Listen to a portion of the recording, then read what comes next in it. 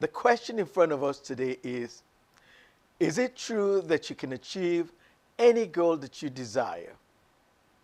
I say yes, if you can convince the subconscious mind to agree with you. There's a lot to unpack in this response, so I need you to bear with me for a minute.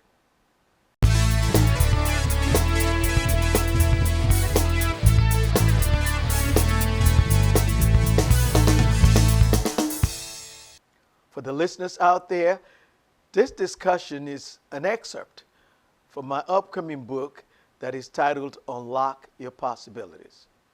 The book itself is easy to understand and simple to read. It's got great ideas for success in any area of life. Now, let me start this discussion about the power of your mind by saying that you and your mind are two inseparable entities.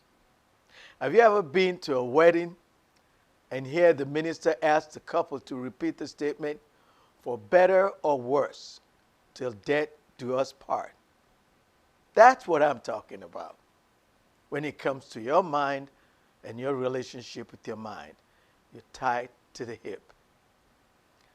Everything you are, a teacher, a nurse, an engineer, a medical doctor, a concert promoter, a professor, and everything you'll become, a lawyer, a mental health counselor, or a financial analyst, or say buying a house or a car, all of these things that you have a desire to do, you will do as a result of the use of your mind. So let me adjust it a little bit for you also. Let's look at the 11 or 12 systems in your body. They include respiration, digestion, and blood circulation.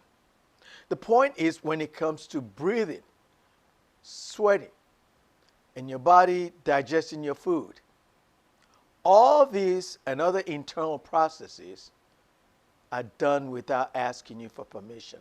These activities simply happen involuntarily. They're activities that we cannot understand with our conscious mind, but they happen regardless. So my point to you is, guard your mind and use it wisely for greater good. While all this might sound scary to some, and to others, the association is a great opportunity to do great things. So now let me get to the topic at hand. How can you use your mind to achieve anything that you want out of life? For the things that we would like to be or do, we start by sending messages to our mind that we call suggestions. We call these messages that we send to our mind suggestions because the mind can accept or reject them.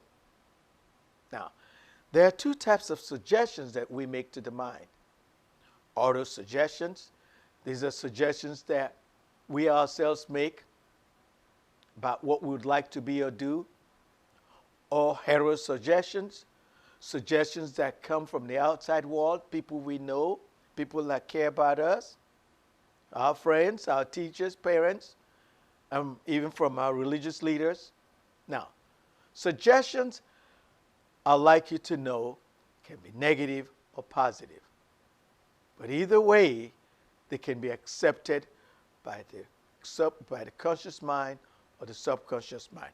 But before I go too deep into these terms, let me define what the mind is itself. The mind is the totality of the conscious and subconscious mental processes and activities in your brain. It is divided into two spheres, the conscious and the subconscious mind.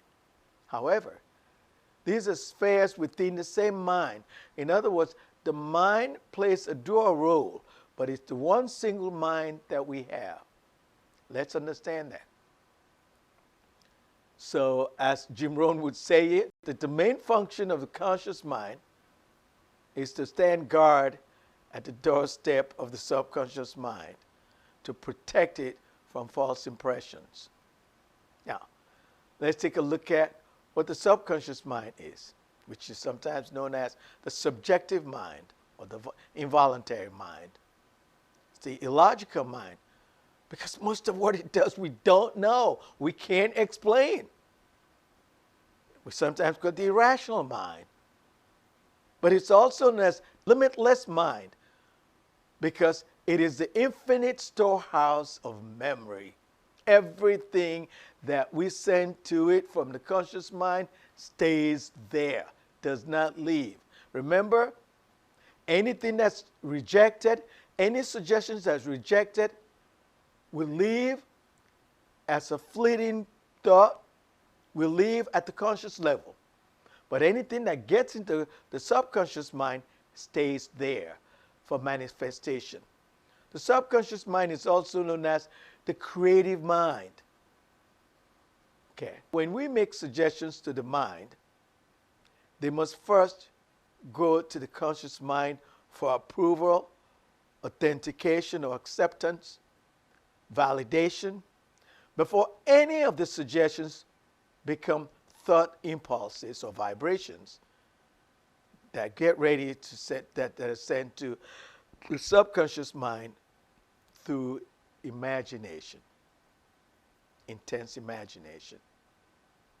And through imagination, a suggestion that's accepted using our five senses is passed through the cerebral spinal system of the conscious mind and sent to the sympathetic spinal system of the subconscious mind as a thought impulse. Need to understand that. Need to remember that. It's a thought impulse. It's not something that we grab and move from one location to the other. All this happens as a thought impulse within you. Okay, again, and all thought impulses that are intended for physical transmutation are passed to the subconscious mind through imagination. That's important to remember. Now, within the subconscious mind is where the war begins. The fight between good and evil. The fight between dominant desires or thoughts and limiting beliefs. Oh, by the way, about limiting beliefs, they've always resided in your subconscious mind. They await for the opportunity to show up against a dominant desire. And every dominant desire has a limiting belief, no matter how small. In our next conversation, I'm going to talk about one of the limiting beliefs in your subconscious mind that holds you back from achieving the goals that you desire in life. And that one specific belief is fear. I'm going to talk about what it is and how you can overcome it. I'm going to give you concrete strategies as to how you can overcome the many fears that you may have. In that one chapter on fear, I talked about 11 different types of fears, their sources, and how you can overcome them.